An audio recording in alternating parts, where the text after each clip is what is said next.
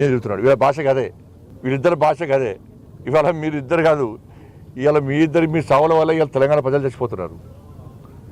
తెలంగాణకి ఏం దరిద్రం, మీరిద్దరే దరిద్రమే తెలంగాణకు.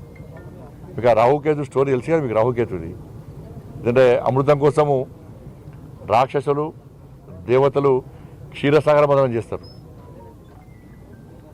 చేస్తుంటే సూర్యచంద్రుల మధ్యలో రాక్షసుడు వస్తాడు. రాక్షసుడు వచ్చి దేవత రూపంలో వచ్చి కూర్చుంటే ఈ విషయాన్ని గుర్తించినటువంటి సూర్యచంద్రులు ఏం చేస్తారు, విష్ణుమూర్తికి సమాచారం ఇస్తారు.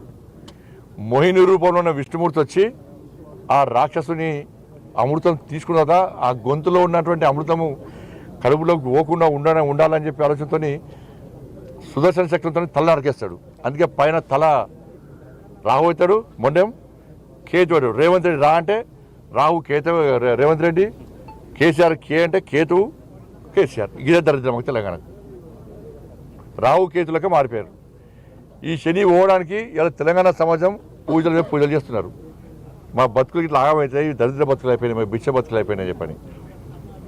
కాళేశ్వరం చెప్పి నేను రాష్ట్ర ముఖ్యమంత్రి గారిని కోరుతున్నా, కాళేశ్వరము 1,00,000 కోట్ల స్కామ్ జరిగిందా, 9,000 కోట్ల స్కామ్ జరిగిందా? ఫస్ట్ దాని క్లారిటీ. కాళేశ్వరం ఏటీఎం గతంలో కేసీఆర్ గవర్నమెంట్లో కాళేశ్వరము కేసీఆర్ కుటుంబానికి ఏటీఎం లెక్క మారింది, వాస్తవం. ఈరోజు కూడా మళ్ళీ చెప్తున్నాం, ఈరోజు కాంగ్రెస్ పార్టీ కూడా ఏటీఎం లెక్క మారింది కాళేశ్వరం.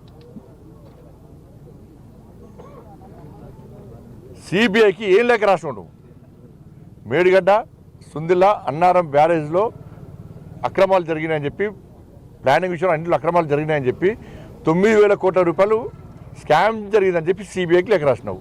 నువ్వు ఎలక్షన్ ముందు చేసినావు 1,00,000 కోట్ల స్కామ్ జరిగింది అంటున్నావు.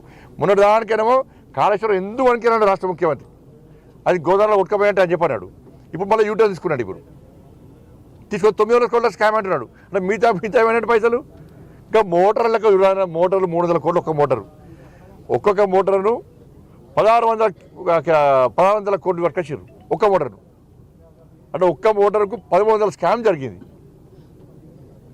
మోటార్ల విషయంలో. అది వేరే కంటికి వరకు వచ్చారు. నువ్వు 1,00,000 కోట్ల స్కామ్ కాళేశ్వరం స్కామ్ జరిగిందని చెప్పక సిబిఐకి 9,000 కోట్ల రూపాయల స్కామ్ జరిగిందని చెప్పి లేఖ రాస్తే మేంత పిచ్చోళమైంది. నువ్వు రాయి 1,00,000 కోట్లు ఎందుకు రాస్తావు? నువ్వు గోదావరిలో కొట్టుకోబోతు అంటున్నావు. మళ్ళీ దొంగలు పడ్డారు, కుక్కలు పడినట్టు మొన్న ఎప్పుడో జరిగితే ఇప్పుడు ముఖ్యమంత్రికి ఇప్పుడు అయ్యా ఈయన పెట్టిన మీటింగ్ ఆయన పోటీ పడతాడు, ఆయన పెట్టిన మీటింగ్ ఈ పోటీ పడతారు. ఇద్దరు తిట్టుకుంటారు, టైం పాస్ చేస్తారు.